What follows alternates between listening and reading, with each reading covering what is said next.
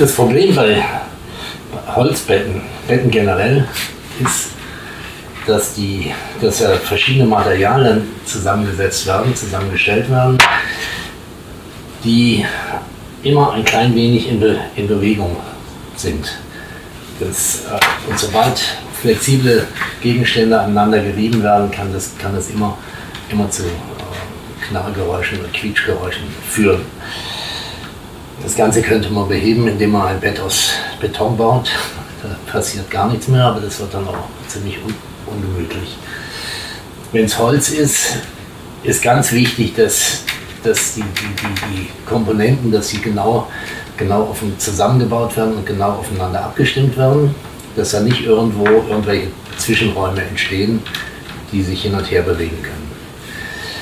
Das versuchen wir grundsätzlich bei unseren Betten einfach durch die Masse und durch die Schraubverbindungen, die eigentlich alle unsere Betten haben.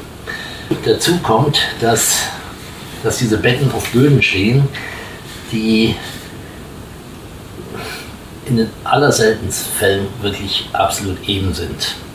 Also wenn ich ein großes Bett baue, das aus mehreren Teilen besteht und das 2,5 Meter oder 2,70 Meter oder 3 Meter breit ist, und da sind von der einen Ecke zur anderen oder von der einen Seite zur Mitte und zur anderen Seite einfach 2 Zentimeter Höhenunterschied, dann steht das Ganze schon nicht mehr gerade, sondern dann steht es einfach, die eine Seite gedrückt ein Stück in die Richtung, die andere Seite in die Richtung.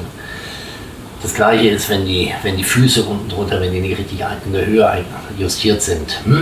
Wenn da oder vielleicht ein Fuß ein bisschen zu weit nach oben drückt, dann kommt der Lattenrost von oben drauf und liegt quasi auf einem Kipppunkt. Und das kann auch immer zu Knarrgeräuschen führen. Also das muss nicht grundsätzlich am Bett liegen, sondern oft ist der Boden ausschlaggebend oder irgendeine kleine Komponente. Manchmal sind es einfach nur Millimeter, die schon einen riesen Unterschied machen.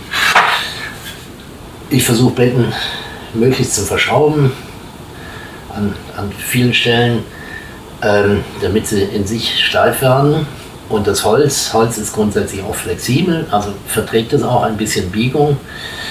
Aber wenn es zum Beispiel aus 2 Komponenten besteht und die eine Seite guckt in die Richtung, die andere guckt in die Richtung, dann wird es halt schwierig.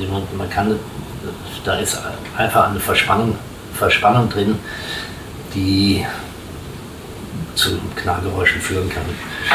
Und das muss man versuchen, möglichst auszugleichen. Ein Bett muss man beim Aufbau einmal richtig einstellen, richtig justieren. Da kann man auch ohne weiteres bei mir anrufen. Ich bin eigentlich dazu immer telefonisch erreichbar und kann beraten, was man tun kann. Und das muss einmal richtig eingestellt werden und dann ist das von den Materialien, die wir benutzen, einfach geräuschfrei.